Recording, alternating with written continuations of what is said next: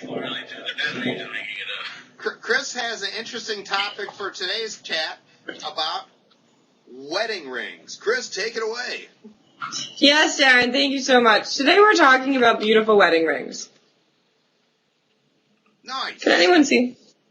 Beautiful, right? And we're actually talking about, for the person in a relationship, how social media has changed things with your fiancé. And the whole process of getting engaged.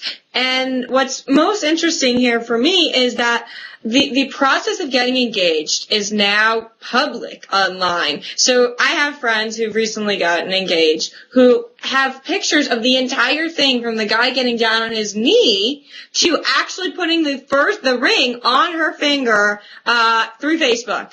All in real time. So nothing is private anymore. As well as the after party, the bridal shower, it's all online. Everything is online. So nothing is, honey, will you marry me? I love you. I want to spend the rest of my life with you. In public, no. It's very much so, or private, it's very much so public now. What are your thoughts on that? I know Eloy was taking that, but I think it changes the whole dynamic. Some things are nice to have them be private and be moments that you share with your significant other that don't necessarily have to be broadcast to the universe. I love being transparent. We're branding experts. We teach that. But there are times where you may want to have a moment that just the two of you can share and remember together. Absolutely. That has to do with the individuals, right? Because some people find it more romantic that you want to share the love with the world and let everyone see what you're doing, and to them, that's romantic because you're showing everyone with pride that you're in this relationship. But I agree with Darren that, some people have this mixed conception of social media and Facebook and all that. Sometimes you need to get back to that, classical romantic ideals and have your special moments that only you two can look back on. Because it almost ruins the quality sometimes. Yeah.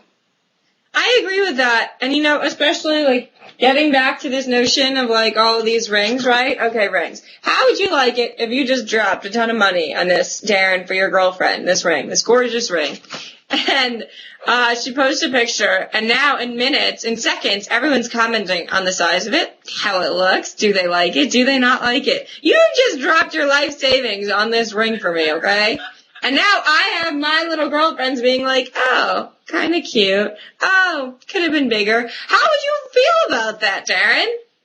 I wouldn't. I'll be honest with you, Chris. I wouldn't have that opportunity because I would get my girl a big blingy watch. See this watch? Darren, I'm so serious. Okay, Darren. well, here's the deal, Chris. When it comes down to it, that's something very private and personal. I don't even know different nuances between, do you bring the person to pick it out or just take that because it's something that you're expressing to that person. Maybe you have a family heirloom ring that you're giving because that was your great-grandmother's and this person means the world to you. This is some pretty serious stuff we're talking about that doesn't... Or do you crowdsource? I was just going to say, no, you cut me off, girl. I was going to say it doesn't need to be crowdsourced. She took it. Ladies and gentlemen, watch out for this girl. She's a little feisty. Crowdsource. I am. Crowdsource. You get, as a blogger, right, you have 150,000 followers. Do you go in the store, do you, unfollow her so she can't see, take pictures of all the rings and say, guys, which ones do you like the best? No, she'd be smarter. I think as a woman today, you absolutely get involved in the process of picking out a ring because it's part of your life, you wear that thing every day. And it's funny that I keep thinking of the Sex and the City episode with Carrie and Aiden from a few years back when Aiden picks out the wrong ring and Carrie's like, if he doesn't know what ring I'd be, the size or the shape or anything, then how does he really know me? And yeah, I know men always hate that analogy and everything else, but I think the reason I bring this up is because social media is changing it. There's no excuses why you shouldn't know. It's not like you can't see a girl's, entire wardrobe from all the pictures she chooses to put out. Because, I think modern women today are very, maybe because I'm a personal branding coach and this is what I do, but I'm very careful about what pictures I put up. And so it says something about my wardrobe. It says something about who I am. Whether, the way my hair is done, my nails are done, everything. It's very calculated. Very true.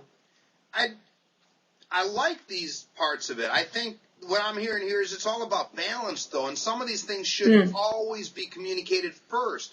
It's not up to one person in a relationship to make a decision to broadcast every private moment. That's something that I think is best discussed early on in a relationship. However, as certain hurdles come up, it might be, or hurdles or road chapters, whatever, it's not inappropriate to discuss things as relationships grow and change. What if somebody just starts blogging? They may want to say, hey, this is what I'm looking to do and why. But you shouldn't have a conflict. I think it goes back to what we talked about initially. Don't do on Facebook what you would not do in real life. And if you wouldn't jump out in front of a billboard saying, hey, I'm proposing, or hey, I'm looking at these rings, then don't do it that way on Facebook. I agree. I also think there are some major implications right after you're married, right, in terms of pregnancy. Because you have, like, the founder of Twitter, his wife, tweeting during the pregnancy. As she's giving birth, she's tweeting. And then you have other people who are just found out they're pregnant, and then they're tweeting, the cat's out of the bag, I'm pregnant. So, where do you go with that? How has social media changed that? It changes in a major way. I know many people who will not announce a pregnancy until several months in. They don't want to have a risk of any stress causing any complications with that, and that's totally respectable. Now, what if somebody confides in a friend that they're pregnant, but they didn't want the world knowing, and that friend puts it out there publicly? Well, that's a whole relationship dynamic that has been taking place here. It's something that people need to be very cautious of and very respectful of. It all comes down to communication and respect. Absolutely. I completely agree, and I think if someone did that, if I was the one who was pregnant and didn't want anyone to know and I had friends that publicly put it out there, I don't think they'd be my friend anymore, to be honest. And they'd definitely be removed. Yeah, Eloy? No, I'm just saying that all this stuff would be easier if you just consider it, and, as you said earlier, not to beat a dead horse or whatever. If you consider these things the same way you consider real life, you wouldn't spill your friend's business to another friend if they told you this in person. Don't use Facebook or the internet as if there aren't other people on the other side of the computer, because that is betraying a friendship. Yes.